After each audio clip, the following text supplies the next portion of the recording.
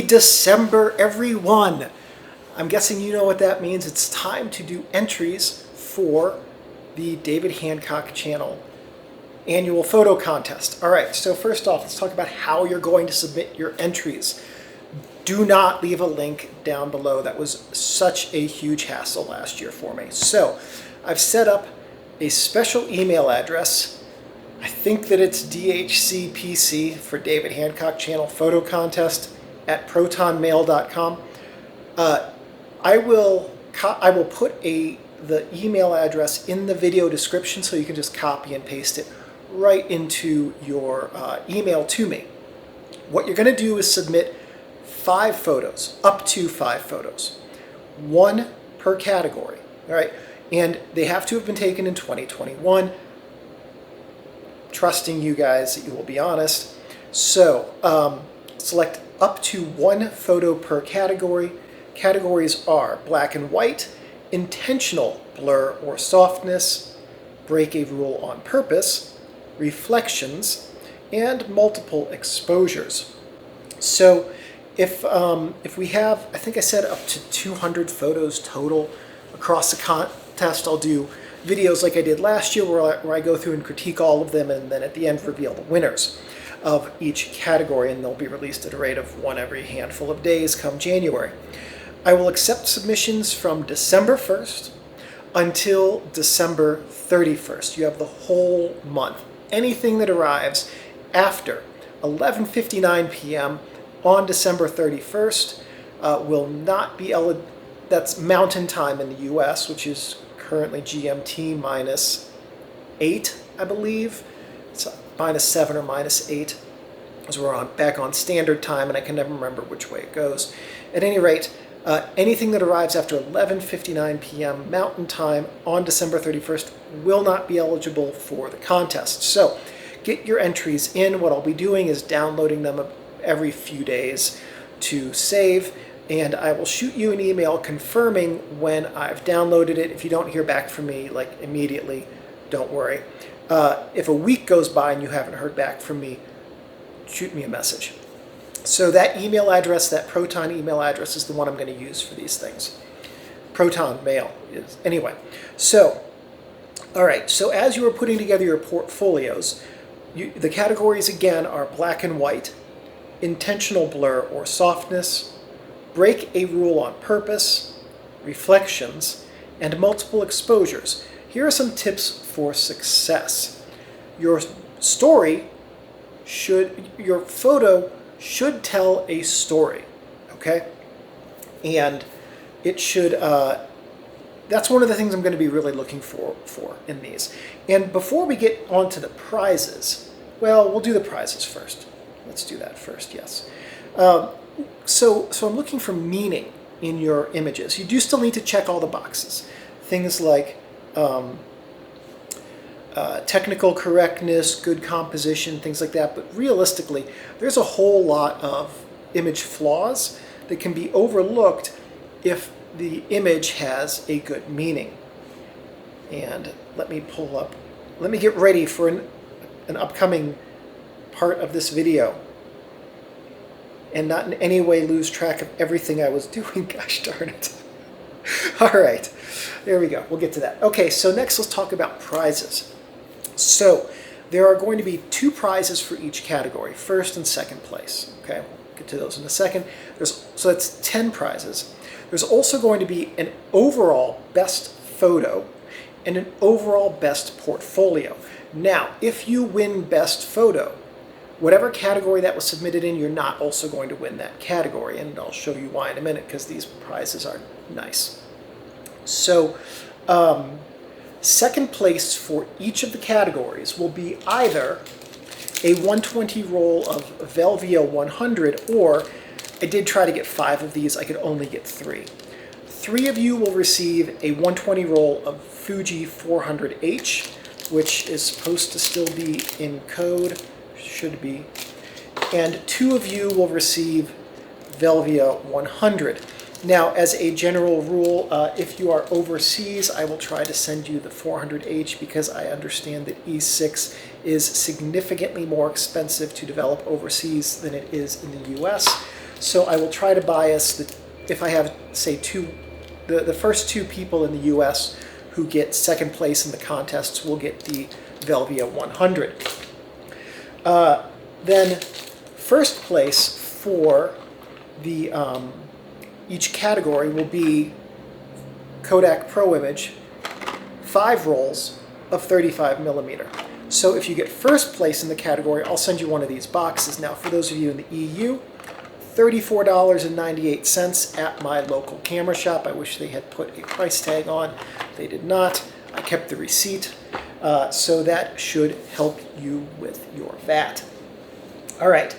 Now, if you get the best overall photo, so let's say you submit a black and white photo and you get the best overall photo, you're not going to win this prize and win the 5 Pro 100Hs. The best overall photo is going to supersede that.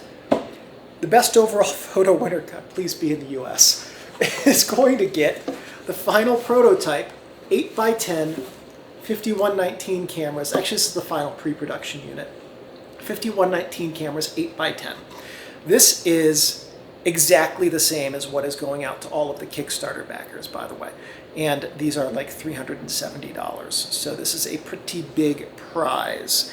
I will install the filter ring in this before I ship it, and it will not have the tripod quick release clips. But this is the final camera, and I've used it, and it takes absolutely beautiful photos. Oh, there are no bubble levels in it. That's a bit of a difference. But at any rate, everything else on it is the same, and it does take very nice 8x10 photos. So if that's the best overall photo contest entry, what's the best portfolio prize going to be? Is it going to be a new camera? No, it's not. It's not going to be anything like that. I thought for the best overall portfolio that I might try to do something that's less like a, hey, this is something really, well, it's going to be an awesome thing. I hope you interpret it to be an awesome thing. But I wanted, if this is a prize that's well received, I'm going to do this every year when I do one of these contests. Before we get into it, I'm going to give you the history on this prize. For 10 years now, every year, if you might remember last year, I said, hey, you should print your photos at least once a year. Every year for 10 years, I have printed a 12x12 photo book of my photos. Started off with just me, and I'd give one to my mom for Christmas. Then after I got married, my in-laws also get one. So there have been 3 of these printed a year for the last 6 years. This will be the 6th year that I print 3. Actually, this will be the first year that I print 4, because the best overall portfolio winner is going to be part of the family this year. And what I mean by that is that I don't have the 2021 books yet. Here's a 2020 book. This, I ordered the exact same thing here that I did here for 2021. And I'm going to show you in a second the photos that are in it. But the book itself is a hardback portfolio book with lay flat pages. Might be able to see there. And it is printed using 6-color printing, so the printing quality on it is exceptional. And for those of you who are interested, here are the photos that are going to be in it. All right, so this number 20 photo, and the way that I structure these is the first photo, by the way, is what I consider my 20th best. My 20th best of the year. All right, this is the 2020 photo book again. And the reason I do 20 is because that's the minimum number of photos I can put, or pages I can put into one of these. Honestly, I'd rather just do a top 10, but 20 is pretty good. So it makes for a nice thin book. So this 20th photo is an accidental double exposure. Like, my photo has some leaves in it. It's actually kind of a terrible photo on itself, but I grabbed some film that I didn't realize had accidentally been run through someone else's camera. It came with with a camera that I bought, had a leader on it. I'm like, oh, that's cool, this film's still good, I'm going to use it. And it came back with photos on it. And this was a photo that I thought, honestly, both of these photos on their own are pretty terrible, but together, they're kind of interesting. Number 19 was this photo of milkweed. I think, no, that's not milkweed. It's some kind of wildflower. It's got little purple flowers, and then it turns into these seeds that look like milkweed. And that's taken on Provia 100 with the Nikon F5. Out around Chicago Lakes this past September. Kind of just like the composition on that. This next shot was taken with the Sony a6400 and the Chicar or Pergear 35mm 1.2. This was taken around Peru Creek, and it's just we found a trash dump. So one of the interesting things about Colorado, when you're out hiking, you find old mining ruins. Some of them are well known about, some of them aren't. We were just walking back along the trail, an area we'd already walked, and this blue thing caught my eye out of the corner of my eye. And I looked down this ravine, and there was the cab of an old pickup truck sitting down there. And then I looked around, there's an old mattress, box springs, seats from the same pickup truck, a front bench seat, old sneakers, coffee cans, Hawaiian Punch powder mix cans, things like that. This stuff spanned the 1930s until the 1980s. So I just scrambled down this ravine and started taking photos of the junk, and was really lucky I didn't get tetanus or something. But this was one of the shots that I thought turned out reasonably well. This next shot is a picture of this dog, Whiskey, who was just recently rescued. Very exciting news. She's a special needs chocolate lab who was apparently hit by a car and had lost bowel control. That's why she had the purple diaper, and that's her with her foster parent. And I just thought that was a nice touching moment. And as you can recall me talking about the story being important to the images, yeah, there's some things wrong with this image. I cut off the top of the guy's hat. There's another dog leg in the side of it. But it tells a nice story about the bond between this foster dog and her foster parent. This shot here is a little waterfall that we came across sometime this past summer. It was early in the summer. There was still snow on the trail, so it was probably late June, early July. And that was taken with the Travel Wide 45, which I ordered from Morton Colve last year, outfitted with a Komura 75mm f6.3, I think it is. And that was taken on a J-Lane standard dry plate, 2 ISO dry plate. I did have a little tripod with me. I used that, and it was like a 2-minute exposure.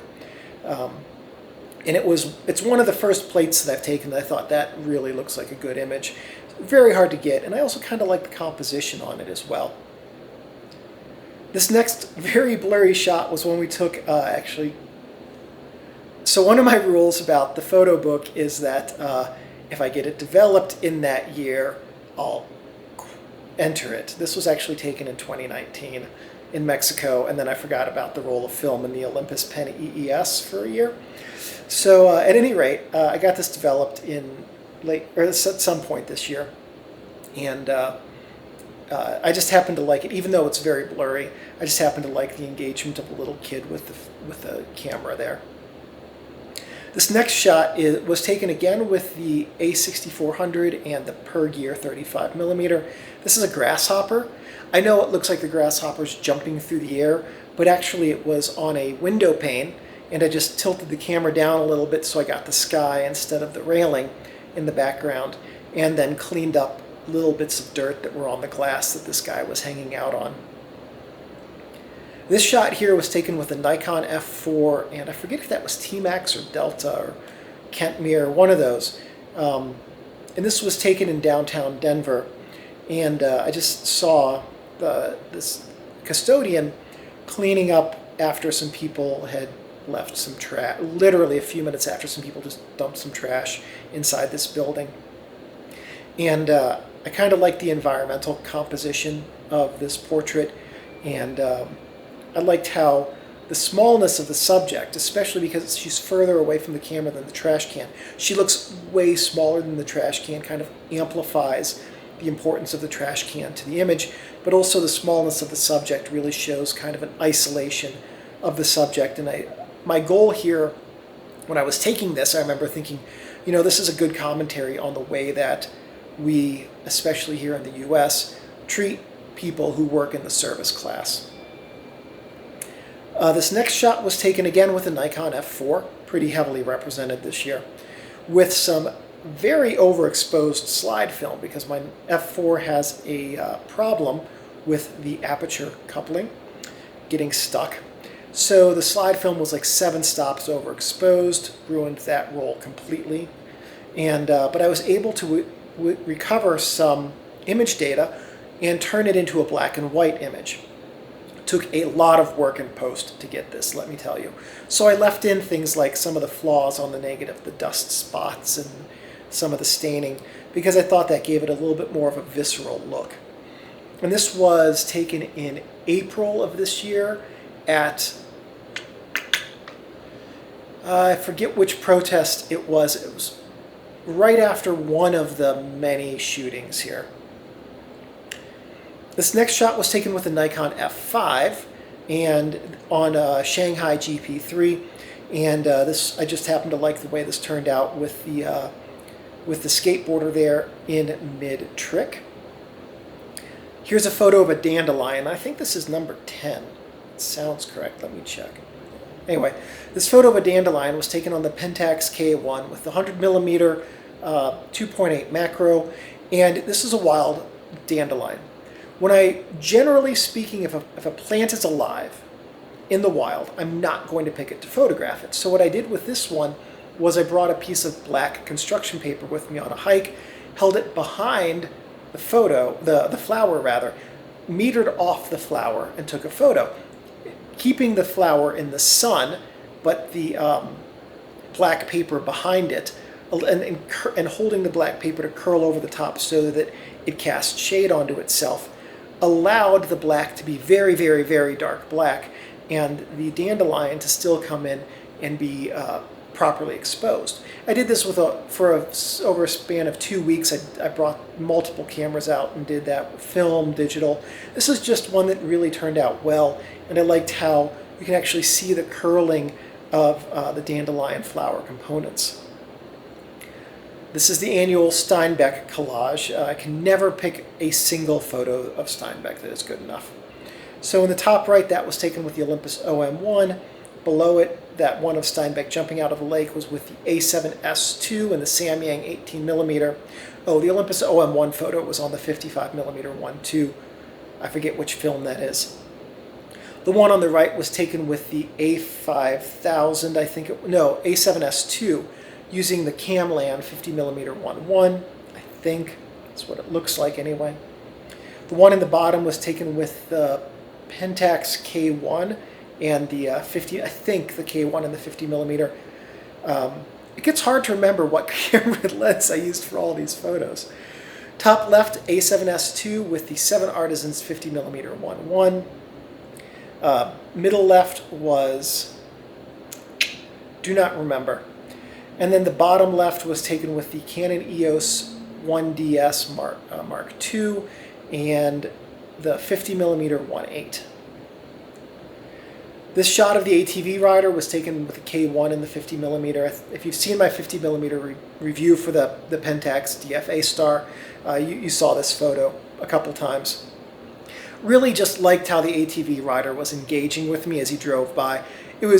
He did not expect to see someone taking his photo as he just kind of leisurely went through this mud puddle.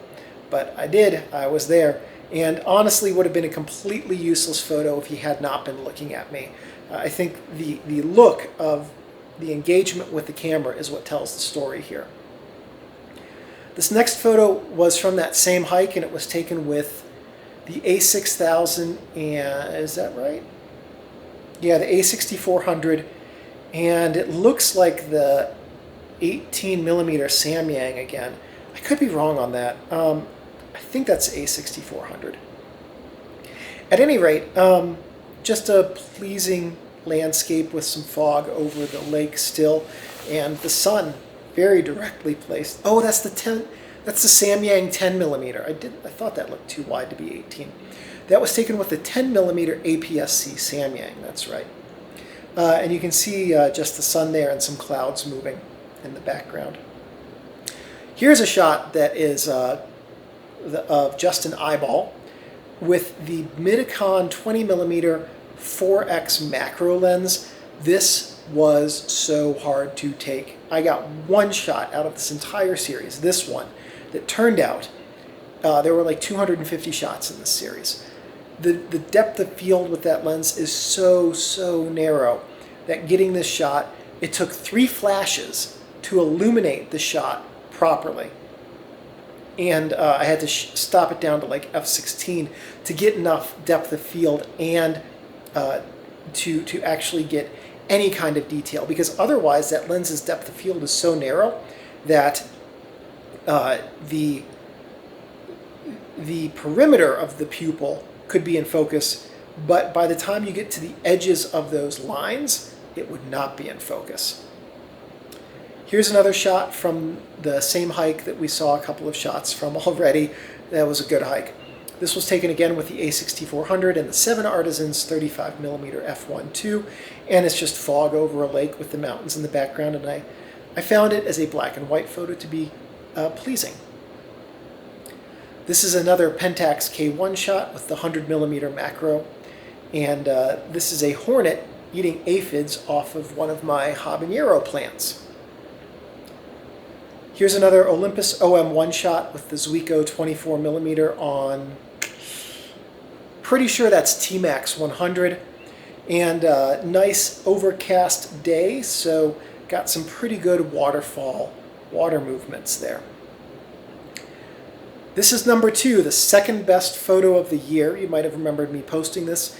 This is the 4th photo from our hike up to Crystal Mill. And that hike was the hike that kept on giving. So anyway, this made it in here because it is an empirically decent photo. The cloud movement in the background. This took a lot of work to get made, so I'm going to tell you guys how I did this so you can see some of the magic that goes into photo editing. I generally do not like to edit photos. Film photos I almost do not edit except to clean up any dust spots on the negative. Digital photos I do take a little bit more liberty with, though generally not. This one was heavily edited. So the cloud motion was done by stacking the sky from a series of images and getting that blur. That led to the water looking very specular because all of the photos themselves were very fast. So we'll get to how I did the water in a minute, but it also led to all of the trees being very blurry. So I took one of the photos, I masked out everything, I masked out the trees and the rocks, and I used those trees and rocks in this final image, got rid of the blurry trees and some of the incidental motion blur in the rocks from the stacked images, kept the cloud. Then I took one frame of the water, and then I went through and I chopped up that water into many zones, like 18 different zones. And what I did was I then used a motion blur and a Gaussian blur on each zone to create the blur effect so that the blur followed the actual movement of the water within this little basin down there. The zones overlapped to make the blur look more natural, so there was overlapping Gaussian and overlapping motion blur, which is why it is that you can see over on the right side the blur follows the movement of the water over the rocks, but over on the left the blur follows the movement of the water toward the camera. So that took a very long time.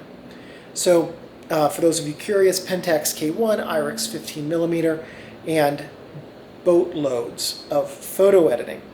The colors themselves I didn't have to do that much with. So mostly it was just spending my time adding blur.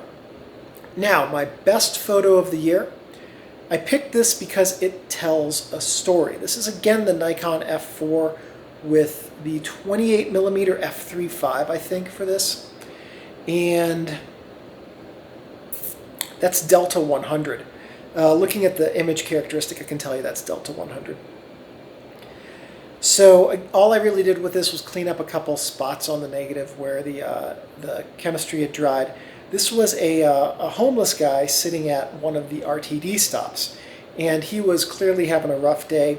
And as I walked by, I just put the lens at f4 or f4.5 or f5.6, I forget which, and I guessed at my focus distance. I'm like, I think this guy's going to be about whatever feet away from me when I walk past. So I set the lens to that focus. It's a manual focus lens, easily done. and held it in portrait orientation, and as I walked past, snapped a photo, and basically just walking. As I get there, hold the camera where I want it, take the photo. As you know, you're moving your hand back and forth as you walk. You just hold the camera still and make that part of your hand walking motion, and people almost never notice you took their photo. And that's how that photo came to be, and I don't think I even had to crop the frame any. It turned out really well. But mostly what it did was tell a story of a person who is really very isolated, because in the US we do not do very well at treating our homeless population very well. And really wanted to focus in on him, but then that's it. You can tell there's things going on around him. There's something clearly on the other side of this bench. There's another set of tracks you can see from the overhead wires. But the photo is about him and his isolation. For whomever wins the best portfolio contest this year, you'll be part of the family, and you're going to get a 12 by 12 photo book, 6 color printed with lay flat pages and hardback, of the 20 photos we just looked at. And I hope that that prize means more to whomever wins it than film or an 8 by 10 camera. Good luck, everybody. I hope you do very well with your entries, and I very much look forward to seeing the photos that you submit.